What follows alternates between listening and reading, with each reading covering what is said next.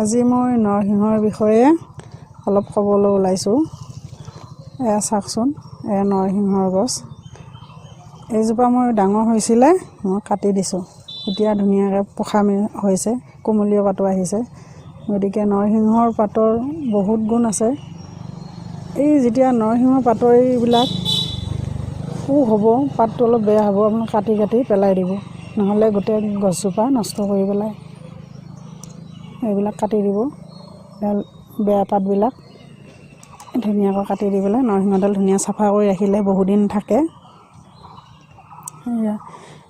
এয়া গেছৰ বেছি গেছ উঠিলেও পাত কেইটামান অকণমান নিমখ লৈ খাই দিলে খুব ভাল হয়। কাহতো ভাল হয়। এইটো অলপ কুমলীয়া পাতটো ল'ব লাগে, 2-এটা লৈ পেলাই নিমখ লৈ পেলাই খালে বেছি কাহ হৈ থাকিলে এইটো খাব ভাল। গতিকে আজি মই এইটো পকৰি বনাব ওলাইছোঁ। মই কেইটামান পাত ল'ম, ভাল ভাল পাত কেইটামান চাই পেলাই ল'ব লাগিব। গোটেই গছডাল নষ্ট কৰিব নালাগে। আৰু আপোনালোকে লক্ষ্য কৰিব, বেয়া পাত ওলালে বা বেয়া ওলালে এইটো ওলাইছে দেখিছেনে? গতিকে এইবিলাক পেলাই দিব লাগিব, তেতিয়াহ'লে গছডাল ধুনীয়া হৈ থাকিব, বহুদিনলৈ থাকিব। মই বছৰত এবাৰ কাটি দিওঁ, আকৌ নতুন হয়, পোখা মেলিছে, ধুনীয়াকৈ পাত কুমলীয়া হৈছে। গতিকে মই পাত আজি ফুলৰি বনাই আপোনালোকক দেখুৱাম। যদি আপোনালোকৰ ভাল লাগে আপোনালোকে বনাই খাব। আহকচোন আমি বনাওঁগৈ। আজি মই বনাব লৈছোঁ নৰসিংহৰ পকৰি। সকলোৱে জানে এইটো খাব, তথাপিও মই আজি বনাইছোঁ। আহকচোন মই বনাই লওঁ। মই অলপ বেচন লৈছোঁ, বেচন অকণমান লৈছোঁ। আৰু মই ঘৰতে বনোৱা পিঠাগুড়ি অলপ লৈছোঁ, চাউলৰ গুড়ি ভাজি লৈছোঁ, অকণমান দিছোঁ ইয়াত, তেতিয়া বস্তুটো খাব ভাল। নিমখ লৈছোঁ অলপ,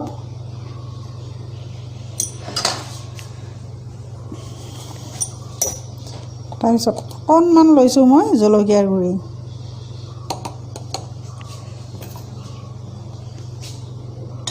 এতিয়া মই অলপ পানী লৈ এইখিনি মিহলিয়াই দিম, ধুনীয়াকৈ মিহল কৰি দিম। নৰসিংহৰ পকৰি খাব খুব ভাল লাগে, বস্তুটো অনিষ্টও নকৰে। এইখিনি মিলোৱা হৈ গ'ল মোৰ, পিঠাগুড়িয়ে, বেচনে, নিমখ হৈ গৈছে। ইয়াত পানী অলপ দি দিম।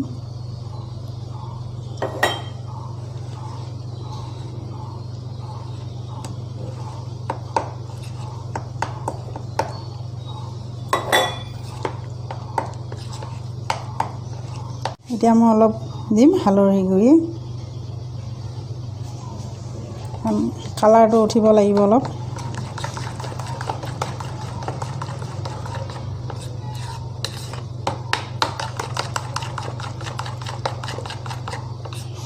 এনেদৰে অলপ টাইট কৰি ল'ব লাগে, তেতিয়া পাতত লাগি ধৰিব।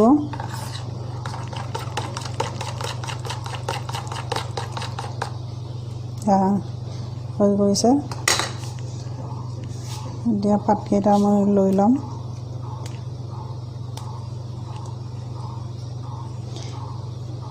দুই তিনিটা পাত একেলগে লৈছোঁ।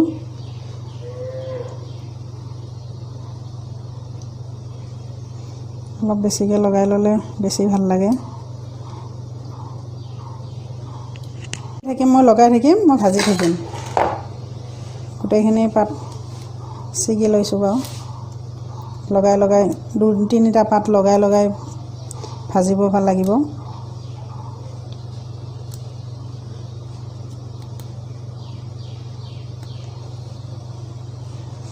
মোৰ কেৰাহীত তেল গৰম হৈছে,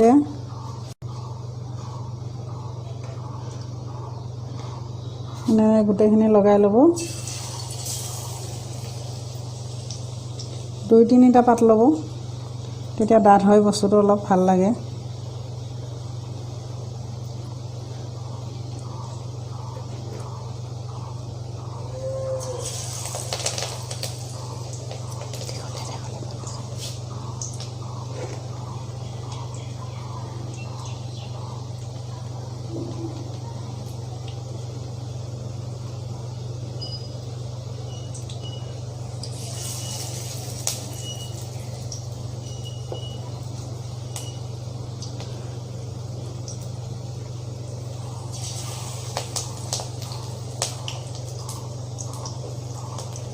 পাতবিলাক অলপ দীঘলীয়া হ'লেও ভাল। আকৌ এতিয়া অলপ কোমলীয়া হৈ আছে পাতটো।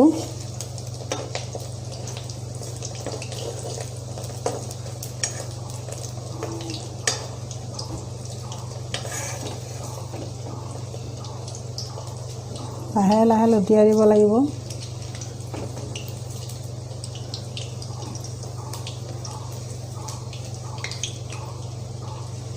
বস্তুৰ ষ্টাইলটো যিয়ে নহওক খাব ভাল লাগিব মেইন সেইটোৱে।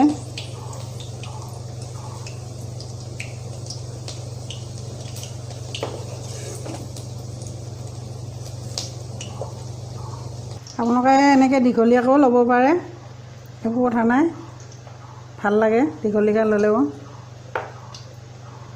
বেচনটো সানি ল'ব অলপ।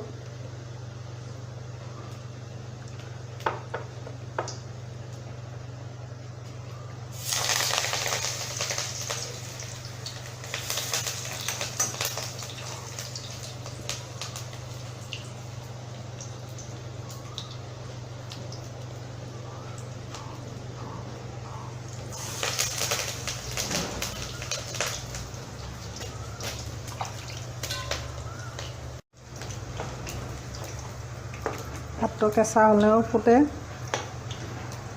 বেছি দিয়াৰ পিছতে ওচৰত নাথাকিব, অলপ আঁতৰত দিব। এয়া ৰঙা হৈছে ধুনীয়াকৈ।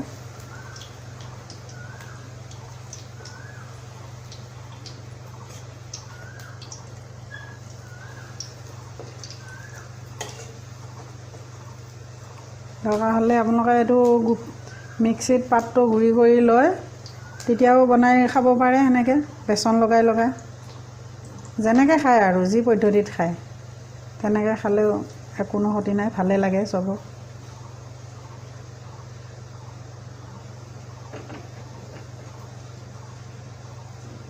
পিঠাগুড়ি দিয়াৰ কাৰণে মোৰ বস্তুটো বেছি ৰঙচুৱা হৈছে, ভাল লাগিছে কালাৰটো।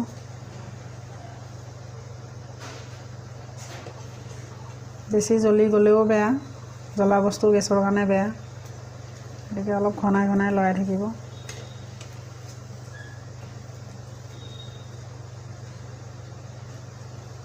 মোৰ নৰসিংহ ফুলৰি হৈ গ'ল। মই আকৌ এটা বেলেগ ডিজাইনত বনাম। এয়া মই পাত দুটা লৈছোঁ ডাঙৰ ডাঙৰ চাই, আৰু মই ইয়াত বেচন অকণমান লৈছোঁ, পিঁয়াজ এটা লৈছোঁ, জলকীয়া দুটা লৈছোঁ। তাৰপিছত এইটো মই আকৌ এইটো এনেকৈ মই লৈছোঁ, লৈ পেলাই মই কাটিম এতিয়া। মিহি মিহিকৈ কাটি দিব লাগিব।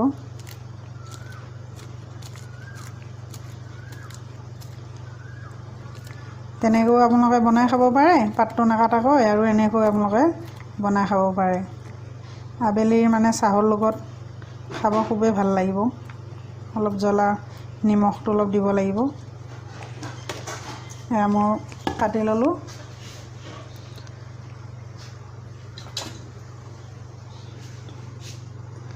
নিমখ দিম অলপ।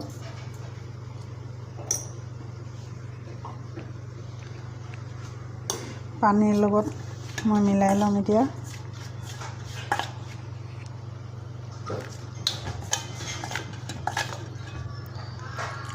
পানীটো চাই ল'ব।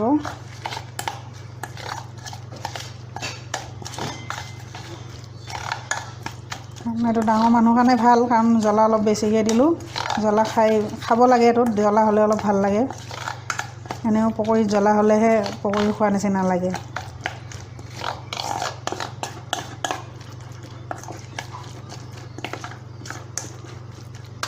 পিঁয়াজ দিছোঁ, জ্বলা দিছোঁ, কেঁচা জলকীয়া, নৰসিংহৰ পাত আৰু বেচন।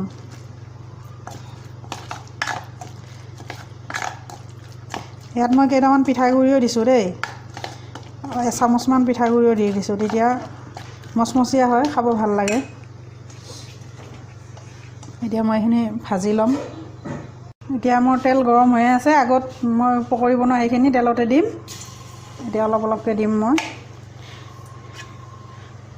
সৰু হ'লে খাব ভাল লাগে।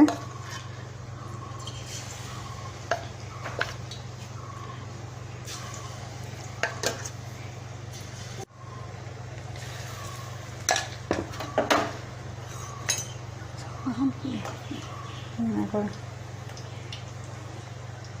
সেয়া মোৰ হৈ গ'ল। এতিয়া মই উঠাই দিম। এনেদৰে ৰঙা হোৱালৈ ভাজিলে ভাল আৰু